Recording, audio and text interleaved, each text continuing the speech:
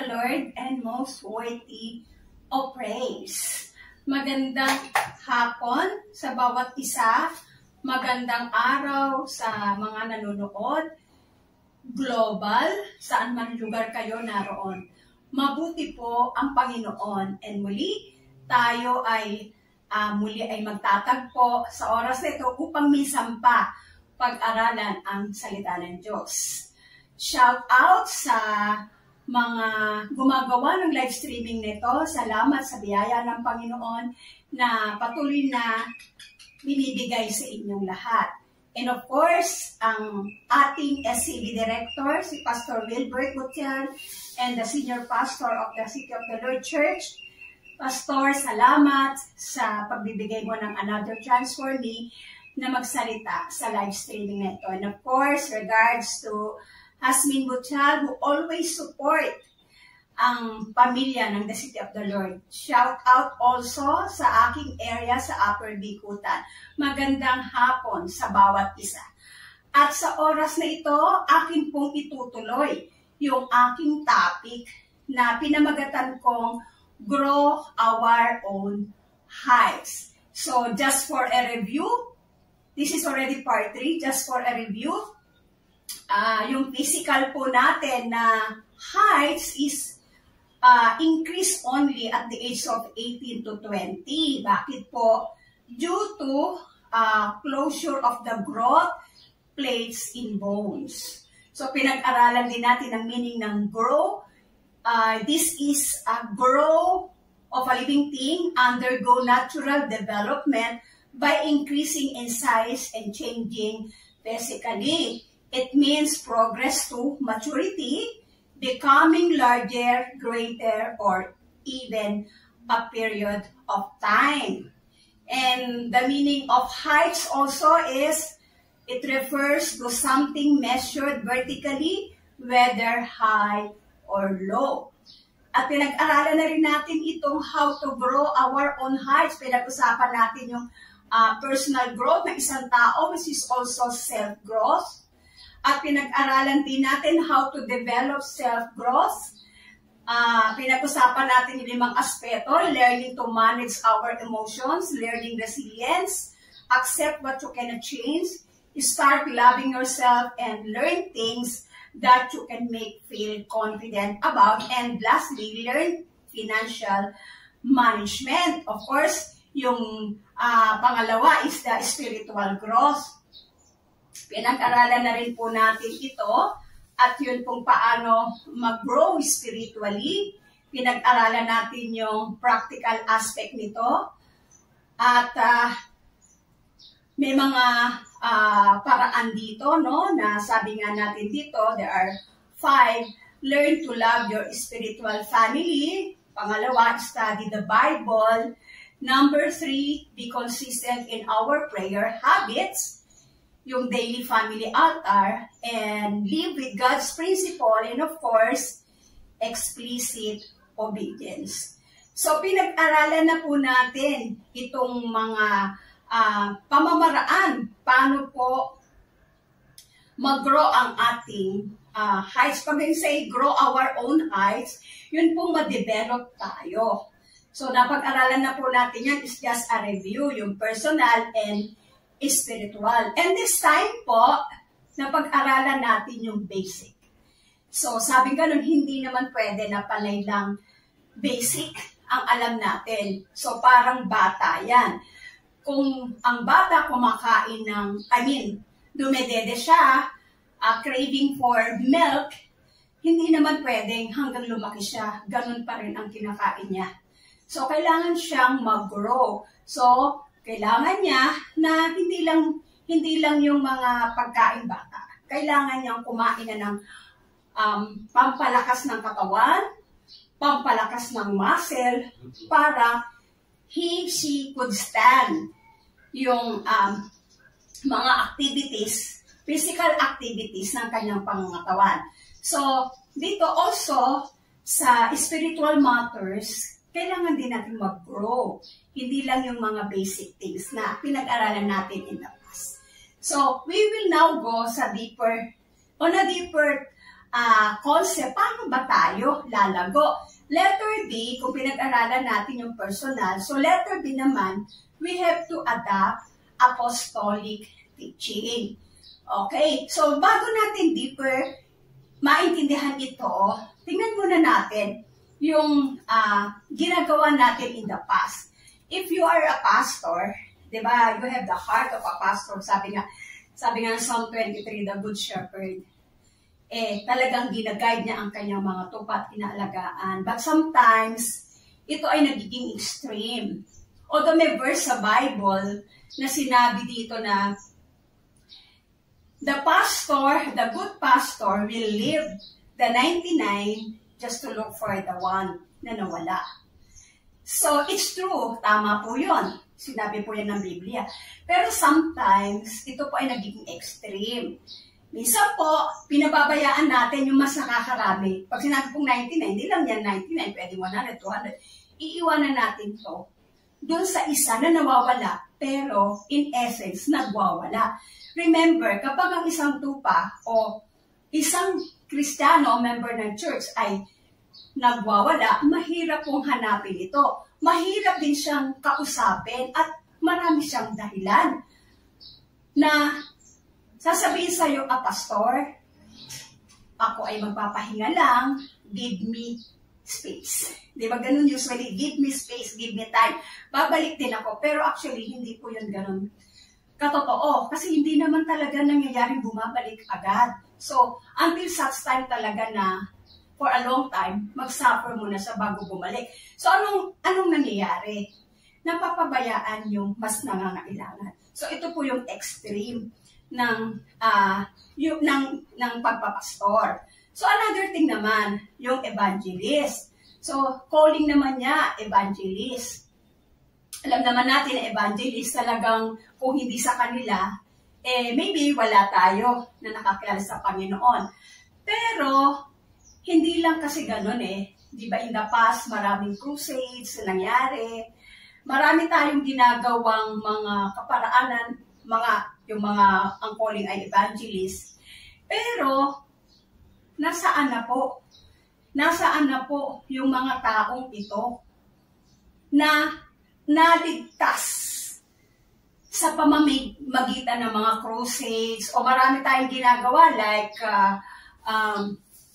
Bible study sa mga pwedeng sa mga schools, Bible study sa office, o maraming kaparaanan, or even in the community. Pero, ano po ang nangyari after? So, it seems na, bakit nawala sila? So, ang ibig pong sabihin, hindi po natin nagagawa yung tamang kaparaanan para sila ay manatili. So, ano po ang ginagawa naman ng apostles or sinasabi natin dito yung kailangan meron ding gift na ang isang minister na as apostle. Ano po ibig sabihin dito? Kung yung 99 po ay iniiwan just to look for that one na nawawala, nagwawala naman pala, ang apostolic po, hindi ganun ang treatment niya. He would rather kill the one and save the others. I mean, save the mas marami. Bakit po ganon? Siyempre po, meron po tayong kasabihan, hindi po kasabihan, totoo po, na kapag ang isang kamatis na bulok, isinama mo sa magagandang kamatis, nahahawa po yung karamihan.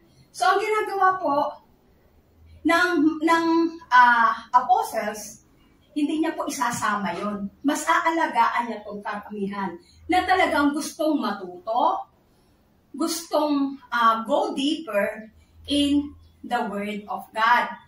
So, bakit sasabihin niyo, ba't naman ganun? Hindi ba against yan? Doon sa sinabi na he will leave the 99 and look for the other one.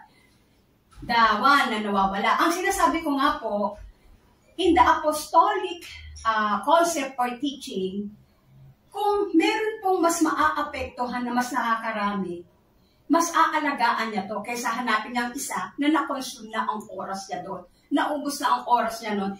Kapapalo up, yung utak niya nandun, pinagpipray niya. Ang tagal ng oras. Sayang po. Kasi sabi po ni Pablo, kapag ka talagang nagbawala na, bigay na natin yan kay Satanas. Di po ba? Baka sakaling maligtas pa siya. Ibig sabihin po, wag nating ibigay ang oras natin, makonsume natin, masayang ang oras natin sa ganung sitwasyon ng isang kapatid na to na nagwawala, na mapabayaan naman natin ang karamihan. Ito po yung klase ng treatment ng isang apostles. Kaya nga po, minsan hindi po sila naiintindihan. Bakit po? Kasi ganun nga po mas pinangangalagaan niya talaga ito. Di po ba si Pablo, siya po ay nagkaroon ng opportunity. Actually, si Lord nagbigay ng opportunity sa kanya sa Troas, na meron talagang opportunity doon na may mga kaluluwang naghihintay sa kanya. In fact, nakarating siya doon.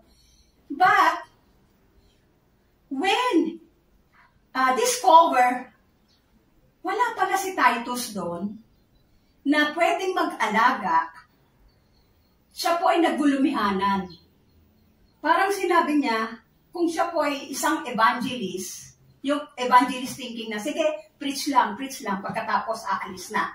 Walang mag-aalaga. Yun po yung point, yung point natin dito. Kapag po, meron pong nag-share ng salita ng Diyos, dapat po may mag-aalaga. And that's why, si Pablo po umalis doon sa Troas. Kasi pagka siya ay nagturo doon at wala namang maiiwan na mag-aalaga, mawawala nga po ito. At ito po yung nangyari sa atin in the past. Kaya nga po, maraming naging Kristiyano, talagang napakainit noon, pero ngayon po, wala na sila. Konti na lang ang naiwan na nagpatuloy. It means po, meron po tayong pagkukulang. So, sa atin pong pinag-aaralan ngayon, pag-aaralan po natin, paano po natin sila mapapanatili sa pamamagitan ng apostolic teaching. Sabi ko nga po, hindi lang basic dapat ang ating alam at ituturo. Dapat maturuan din natin sila ng pagpapalakas ng spiritual life. So, pag sinabi mong pagpapalakas, it takes discipline, di po ba? It takes strong teachings para po matauhan. I mean, matauhan po. Kasi po pagka po lagi pong, sabi nga po, may narinig nga po ako nagturo, pag palaging love ang tinuturo natin, hindi masama. Kasi yun naman talaga ang dahilan kaya tayo nakakilala sa Panginoon because of God's love.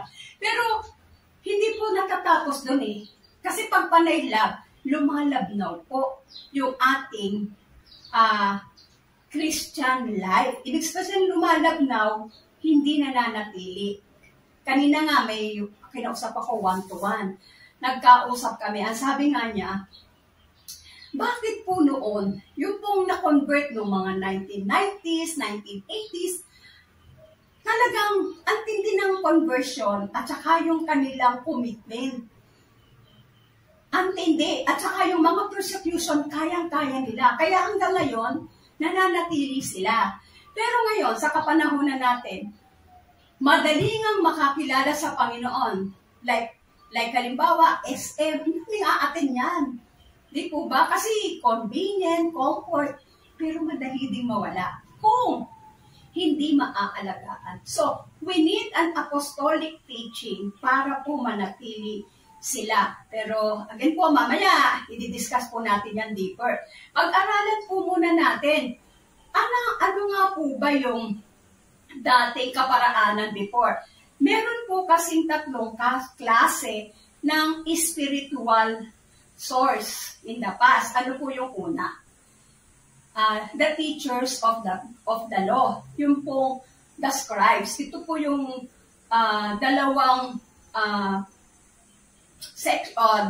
dalawang klase ng grupo na nagtuturo, these are the Pharisees and Sadducees. Ano pong pagkakaiba nila? Ang Pharisees po, sila ang naniniwala sa resurrection. Ang Sadducees naman, hindi sila naniniwala sa resurrection. Yun lang po yung pagkakaiba nito. Pero we consider this move as dead move. Dead move. Bakit po? Bakit po siya the dead move? Yung teachers of the law.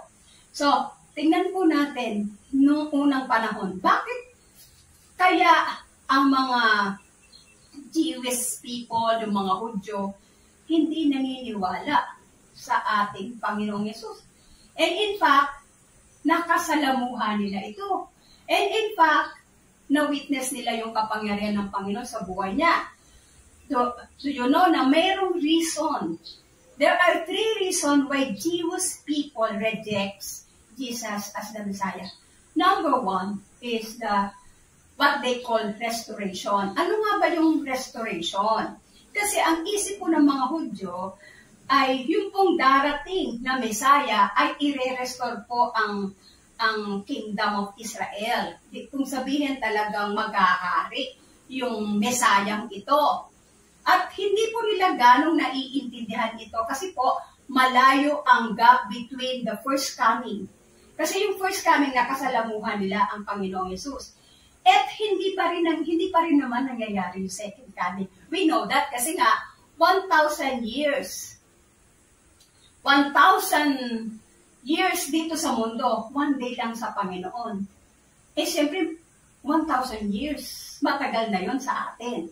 Kaya hindi ito maintindihan ng mga Jewish leader. Kasi nga, yung nasa prophecy ay hindi pa nangyayari. Yung ine-expect nilang restoration. Yun bang sinabi dun sa Revelation 11:15, ang sabi po dito, that the kingdom of our Lord will become, the kingdom of this world will become the kingdom of our Lord and of His Christ, and He will reign forever and ever. So dito po parang hindi naman yata siya. So they doubt sa pagiging Messiah ng ating Panginoong Yesus. So that's one reason.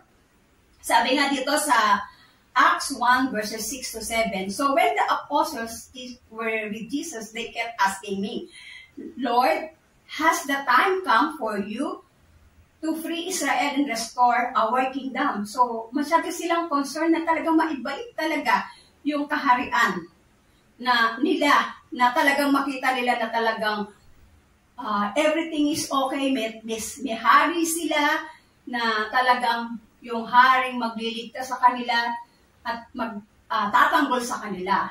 Pero ang sabi ni Jesus, He replied, the Father alone has the authority to set those dates and times, and they are not for you to know. So, ganun ang sagot ni Jesus. Kaya, medyo doubt sila. Gaya nga ng sinabi ko kanina, parang hindi yata nangyari itong nabasa natin dito sa Revelation 11:15, na that the world and now we call the kingdom of our Lord and of His Christ. Parang hindi ito. So, and that's why, meron silang doubts, and nangyari, they rejected Jesus. So, hindi nila mapaniwalaan kasi nga hinahanap nila yung pruweba. Pangalawa, na dahilan why they rejected Jesus is blasphemy. So, di ba nung unang panahon, pinaratangan nila si Jesus Christ na blasphemy, yung pagkutya sa ating Diyos.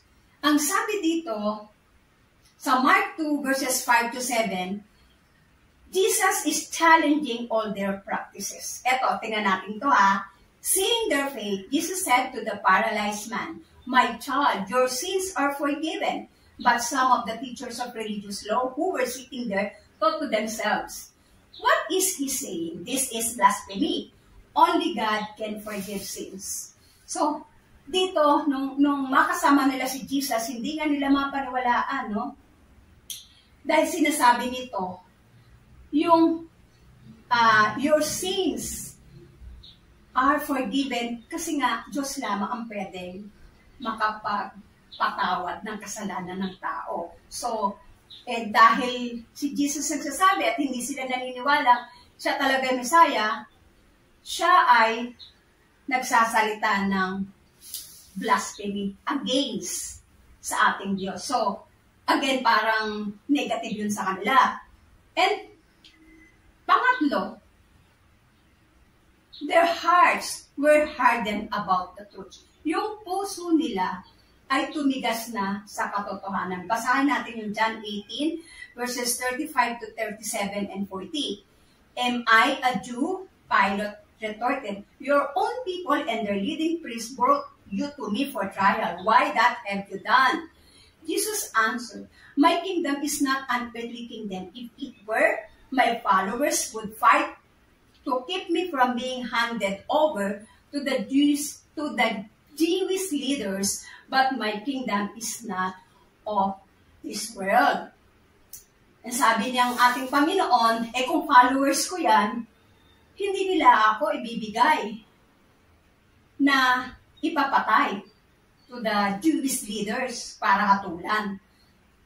Sabi ng ating Panginoong Jesus. Kaya sabi dito ni Pilato, so, you are a king. Jesus responded to say, I am a king. Actually, I was born and came into the world to testify to the truth. All who love the truth recognize that what I say is true. Pansinin nyo dito yung sinabi ni Jesus, all who love the truth. Ibig sabihin po, itong mga Israelites nito, yung mga Hudyo na to, they are not seeking the truth. Diba? Sabi nga ni Jesus, ask and the door, and you ask at ikaw ay makakasumpong. Knock at ikaw ay pagbubuksan. So, ibig sabihin, seek and you will find. So, dito, sinabi ng Panginoon, hindi nila hinahanap ako. Hindi nila hinahanap ang katotohanan.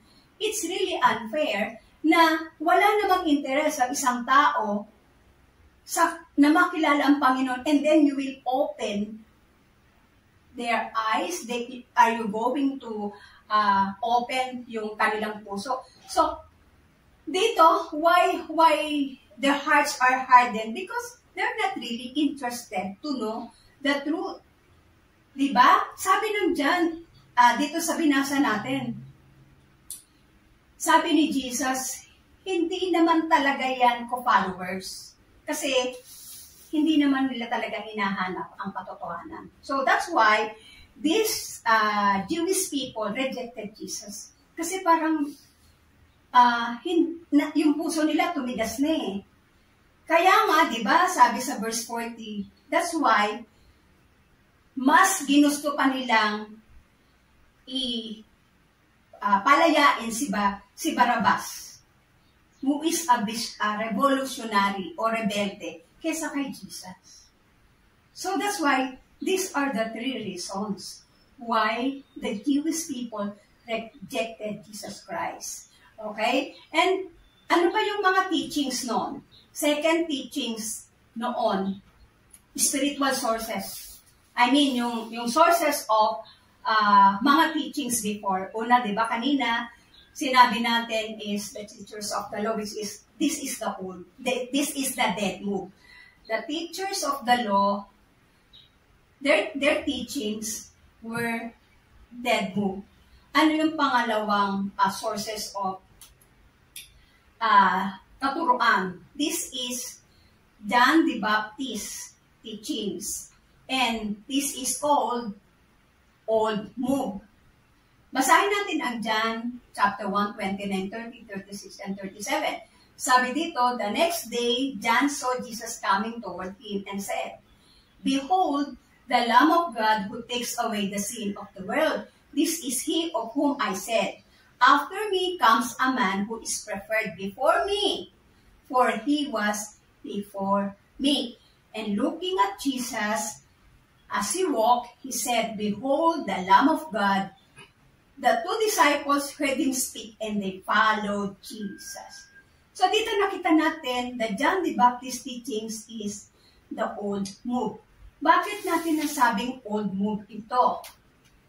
Kasi, sabi ni John the Baptist, "Behold, the Lamb of God who takes away the sin of the world." Pinakilala na niya siya eh. Pinakilala na niya si Jesus is the Lamb of God. At sabi niya pa, He is before me. He was before me. Ang ibig na sabihin, nauna to kaysa sa akin. Diba? So, sinabi na niya talaga kung sino si Jesus. Sinabi niya ulit in verse 36, "And looking at Jesus as he walked, he said, Behold, the Lamb of God." Inulit niya ulit, siya ang kordero ng Diyos that takes away the sins of the world. So, parang ganito, it's like passing the baton. Diba? So, si John the Baptist is like halimbawa ngayon, si John the Baptist is, siya yung present move ngayon. Halimbawa ngayon yon. Now, there's another move. Ibig sabihin, you will be the old move and you pass the baton to another one kasi ito na yung next move. Diba? That's why, itong mga followers nga ni John the Baptist, nung marinig yun, sumunod sila kay Jesus. So, ano pa nangyari? Nagkaroon pa ng division, diba? Nagkaroon ng John the Baptist followers, nagkaroon pa ng Jesus followers.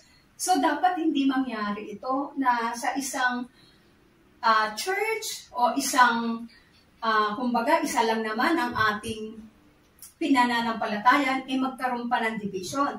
Masakit, isang church, naging 3 o naging 2, isa lang naman. So, nangyari na to before pa.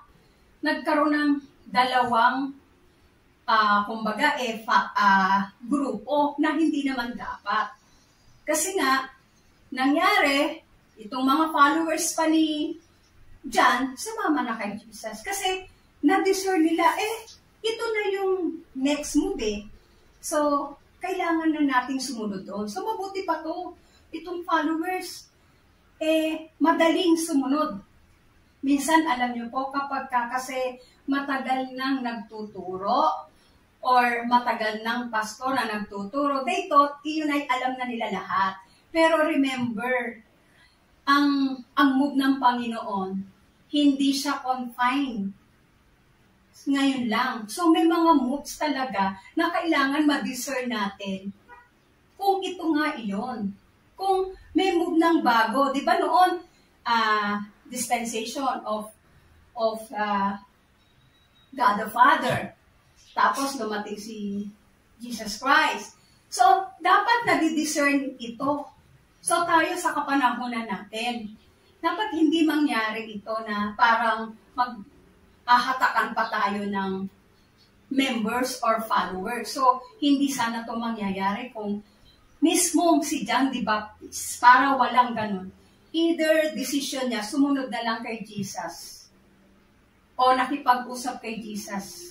At yung nagkaroon ba ng pagkakaisa? Total, sinabi naman niya, siya ang the Lamb of God eh. Siya pa nga ang nag-endorse. Imagine, ikaw nag-endorse, pero hindi ka naman sumunod sa kanya. Di po ba? Kapag ikaw yung nagpakilala, it means, sinabi mo nga na mas mataas siya, ako ay I should decrease at he must increase. Di ba sinabi niya yon? Pero kung ganun pala, eto na yung current move. So dapat, susunod na dapat siya. Pero hindi nga kasi nangyari. Sometimes, marami din ganun. Mahirap paliwanagan kahit na nakakita pa ng mga milagro. I don't know that mentality.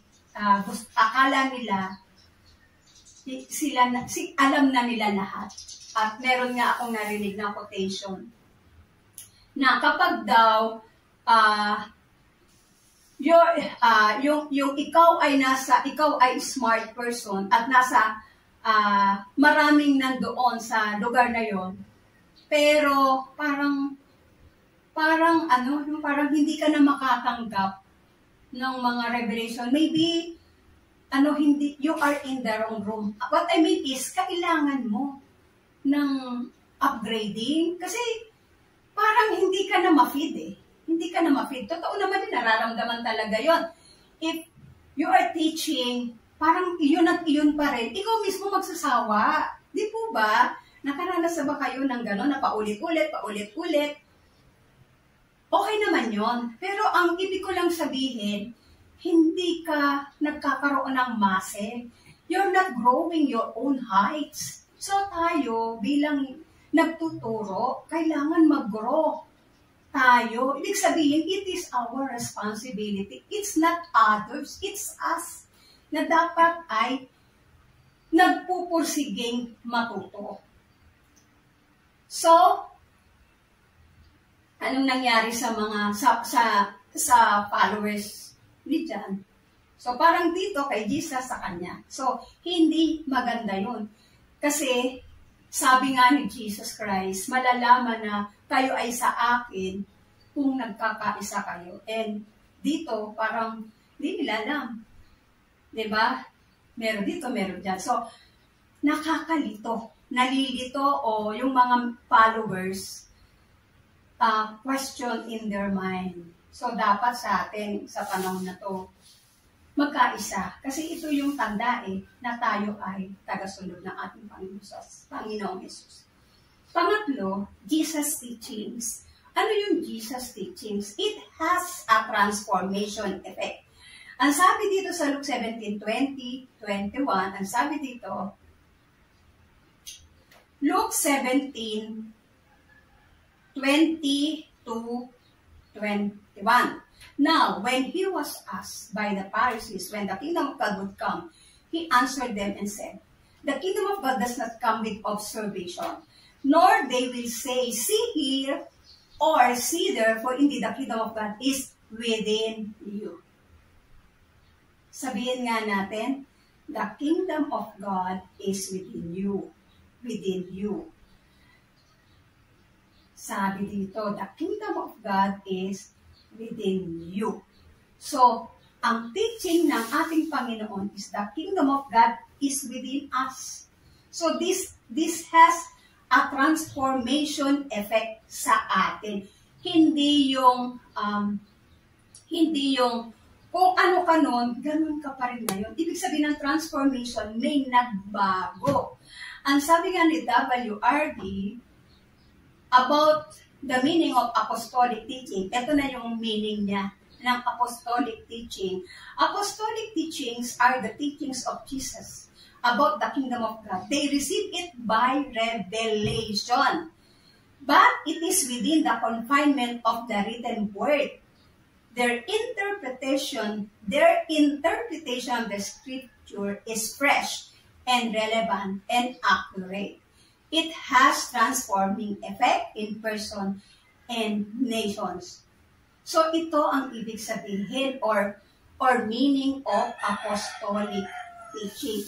So, in other words, ang apostolic teaching, this is the fresh food, this is the fresh manna for the hour, for this time. Because, what? This is relevant. Pag sinabi mong relevant, pakinabang mo ngayon. Pakinabang mo ngayon. Kasi, mas masarap kapag ang isang pagkain ay fresh at tama. At tama sa iyong pangangatawan. It suits what you need. This is relevant, ang sabi dito, and accurate.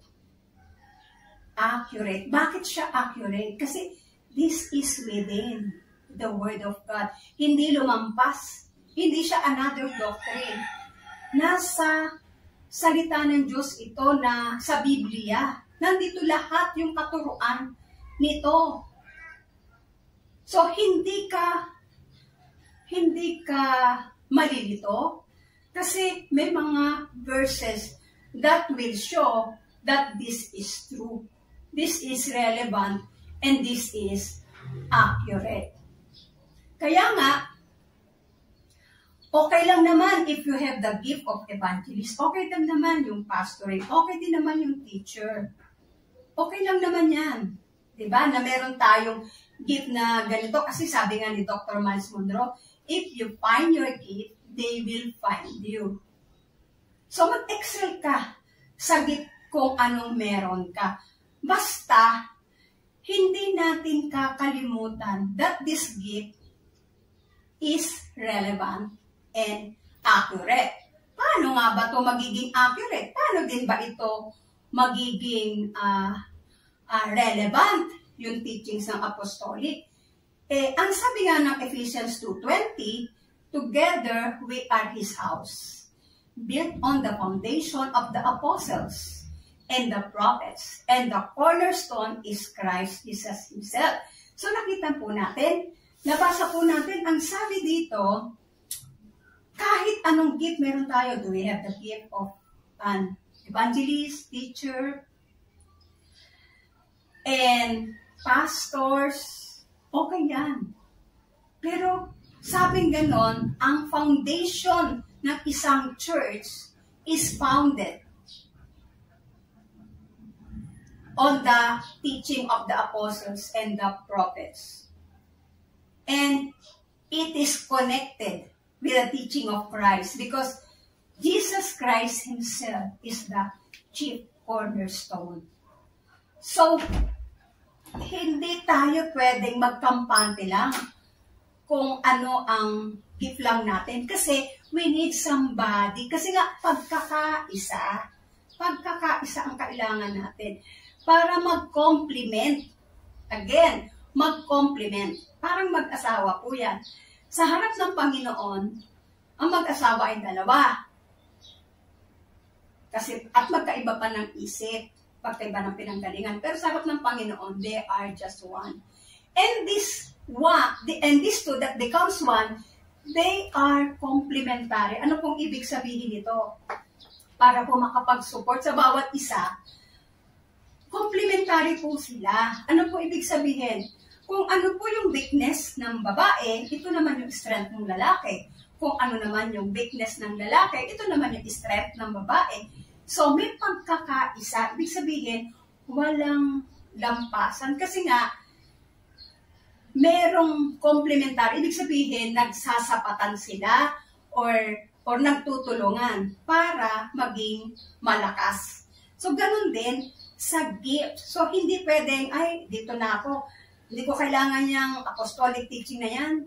Hindi ko kailangan ng mga prophets. Ang mga prophets, sila yung binigyan ng gift ng Panginoon na makita yung future para sa ikaka-edify ng church, ikakalakas ng church.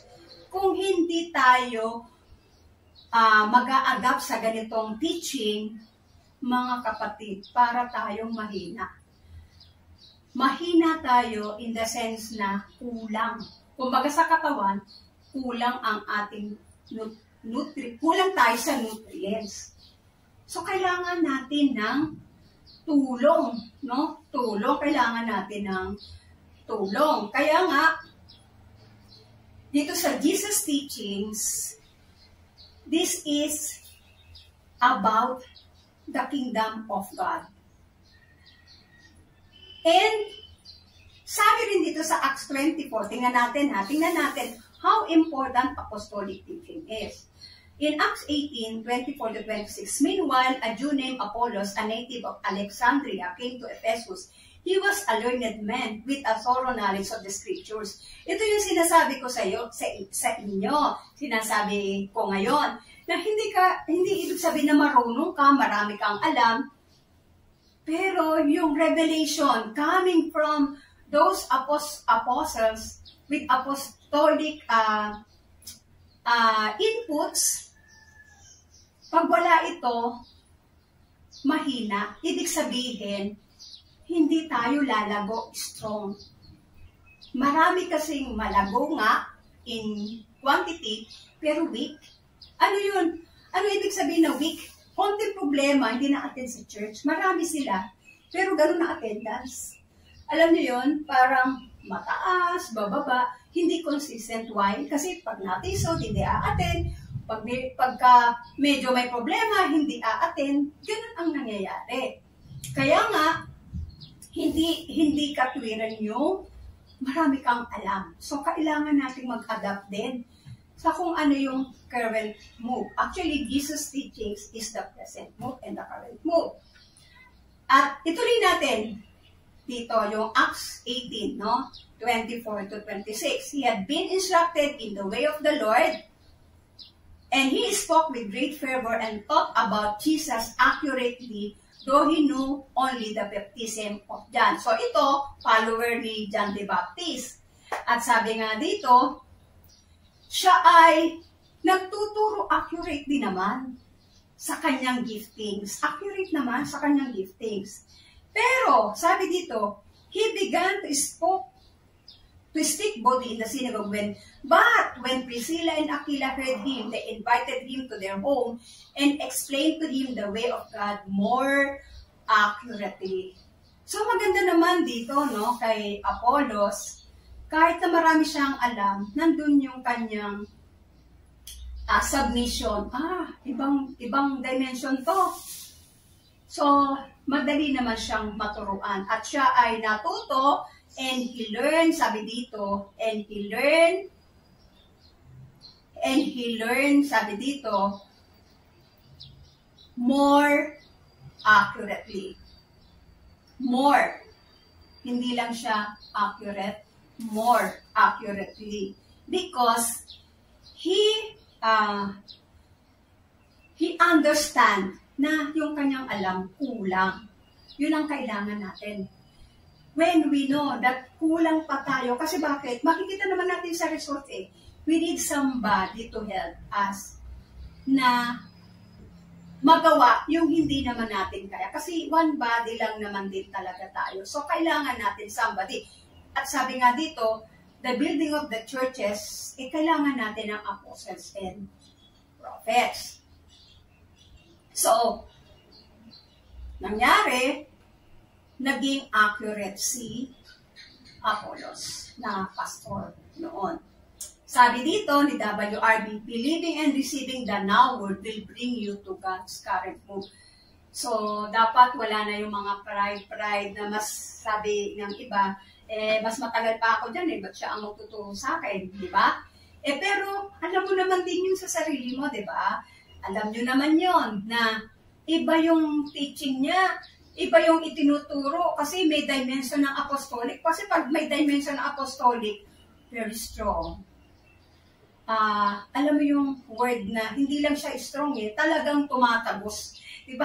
Tatandaan nyo yung mga disciples, sabi niya, anong gagawin namin? Nag-aalab na yung aming puso. Yung parang talagang natatouch ka, hindi natatouch. No, you are not just blessed. You are not just touched. You are built up. Hindi kailangan na tayo ma-bless lang. Hindi lang tayo kailangan ma-touch lang. Dapat ma-build up tayo. Bakit? Tayo yung mag-build ng iba. So, ito yung Jesus teaching at ito ay about apostolic teaching. If we want to minister on a higher platform, yes, of course, di ba? Yes, gusto natin may higher platform. Kasi kung ang ating itinuturo, eto lang, hindi natin maaabot yung mas nakakarami. Pero hindi siya ganun kadali. In John 1 verse 11, sabi dito, he came to that which was his own, but his own did not receive him. The whole nation of Israel and their succeeding generations until today did not believe Jesus as the Messiah because of the failure of a national spiritual leader to believe the now word of God delivered by God's appointed messenger. Sabi ni WRB, ayun nga ang nangyari. They rejected the teaching of Jesus.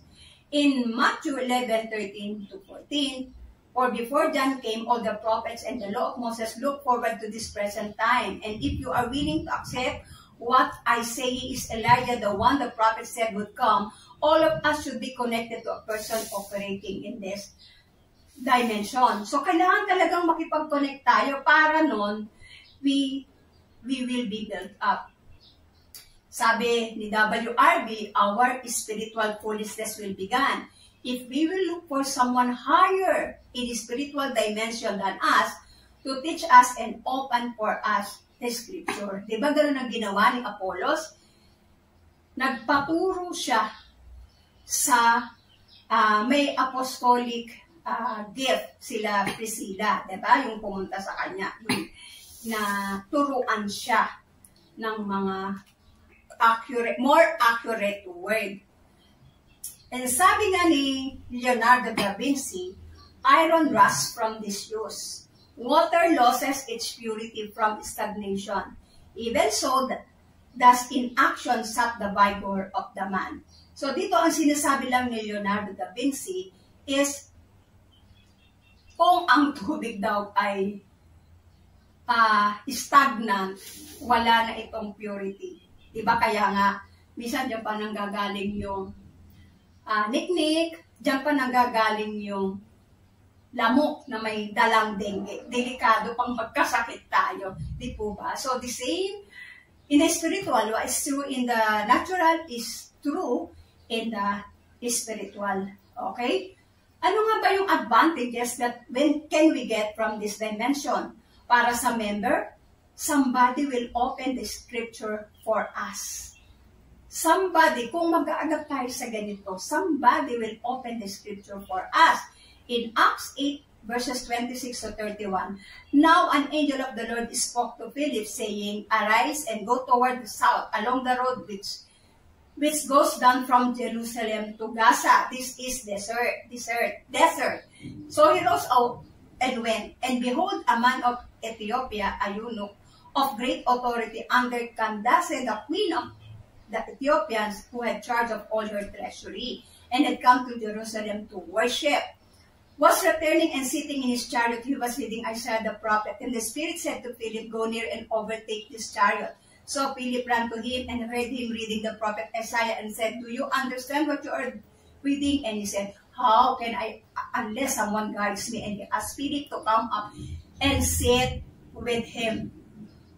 So dito nakita natin na kailangan talaga matulungan yung mga ang alam, yung naguguluhan o walang alam talaga sa salita ng Diyos. Kailangan may higher dimension. Somebody will open the scripture for us. Number 2, somebody will open our eyes. In Luke 24 verse 31, suddenly their eyes were open and they recognized him, and at that moment, he disappeared. Sabi ni PJB, only we can see clearly when we admit that our eyes are blurred. Matututo lang tayo kung alam natin labo na talaga yung ating paningin. So, let somebody open our eyes para hindi malabo. Di ba, minsan pag nagbasa ka sa tanong, ano ba ibig sabihin nito? Sabi isang babasahin ko. So, I search, ano ba ibig sabihin nito? Kasi pag hindi mo alam, mahirap eh. Di ba? Para kang nahang ka doon. So, kailangan maintindihan talaga natin ito. Number 3 is, di ba, advantages ng dimension na to. Bukod sa, somebody will open the scripture for us. Number 2, somebody will open our eyes. Number 3, somebody will open our hearts. In Luke 24:32, they said to each other, didn't our hearts burn within us as he talked with us on the road and explained the scripture to us? Di po ba kapag meron kang narinig na katotohanan, alam niyo yung parang nag-iinit yung heart mo, ano to? Ano, ang dami mong gustong itanong, gusto mong malinawan. Sabi nga ni PJB, your heart reveals the truth of the message when it is responding. Kapag nandun yung init at saka yung narinig mo yung truth, nagre-respond yung puso natin. Gusto natin na, ano to? Ang daming tanong, paano yan? Paano nga ba? Marami tayong paano, ano, saan? Ang dami nating tanong na ganon. Because our hearts reveals the truth. Kapag ito'y nagre-response. Amen ba? Amen. Number 4, somebody will open our minds. Amen. Somebody will open our minds. In Luke 24, verse 31, 32, 45 to 46, suddenly their eyes were opened and they recognized him, and at that moment he disappeared. They said to each other, didn't our hearts burn with us as he talked with us on the road and explained the scripture to us? They opened their minds to understand the scriptures, and he said, yes, it was written long ago that the Messiah would suffer and die and rise from the dead on the third day. Our mind has an eye to see. Sabi ni PJB, our mind has an eye to see beyond our natural eyes to understand mysteries of the kingdom. I will repeat, our mind has an eye to see beyond our natural eyes to understand mysteries of the kingdom. So there is really a revelation that comes from a higher person who has that apostolic inputs. Okay, number 5, somebody will open a ministry for us. In 2 Timothy 2, verse 2, you have heard me teach things that have been confirmed by many reliable witnesses. Now teach these truths to other trustworthy people who will be able to pass them on to others.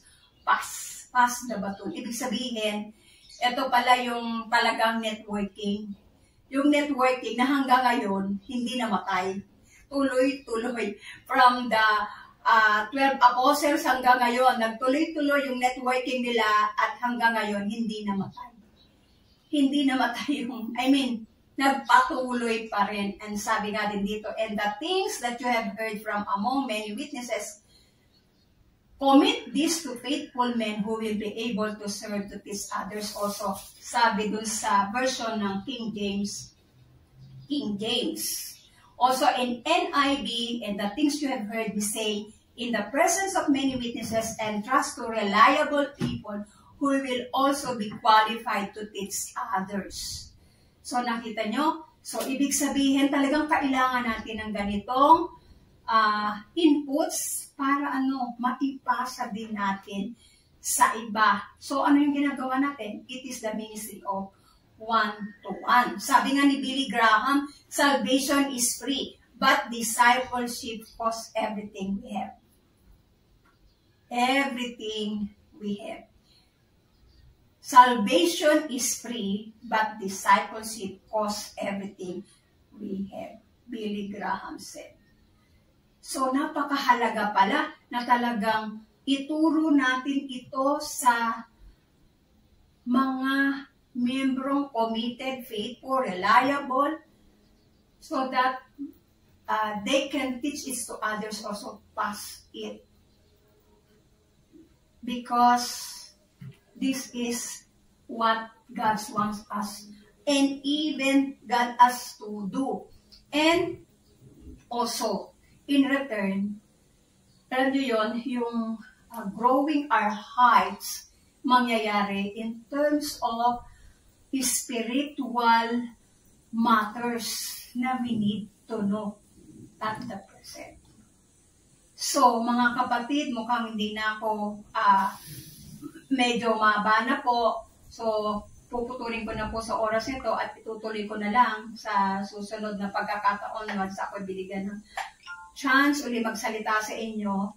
At ang masasabi ko lang, sa oras na ito tayo, let's desire to grow our own hearts by pursuing the person with apostolic inputs na kung saan ito yung magtuturo sa atin to live more accurately as a Christian and becomes relevant in this present time. So magandang hapon sa inyong lahat. Tayo muli ay manalangin. Ama naming Diyos. Sa oras na ito, salamat dahil Lord, maraming inputs ang naunawaan namin sa oras na ito. Lord, dalangin po namin, Panginoon, na hindi kami maging stagnant of what we know. Lord, help us to pursue through your grace na makaunawa ng mga bagay na kung saan na about the deeper teachings of Jesus, about the kingdom of God, about the apostolic teachings that we need, not just to bless us, not just to be touched, but to be built up at magamit namin to pass it to the next generation, maipasa namin ito so that hindi po matapos sa amin, kundi ito ay magpatuloy na sa oras nito kami po ay nag-benefits from the previous disciples ng ating Panginoon na nagpatuloy talaga sila para maraming makaalam ng kapahayagan at revelation, the current move of God. Salamat Panginoon sa iyong presensya, salamat Panginoon sa pagsama mo sa amin sa oras ito. Salamat Panginoon, we pray Panginoon, I pray na lahat po ng aming natutunan ay hindi lang to sa isip, kundi ay tumimo sa aming puso. Salamat Panginoon sa iyong biyaya. Salamat Panginoon sa iyong pagmamahal. Ito po ang dalangin ko. In Jesus' name, Amen. God bless us all.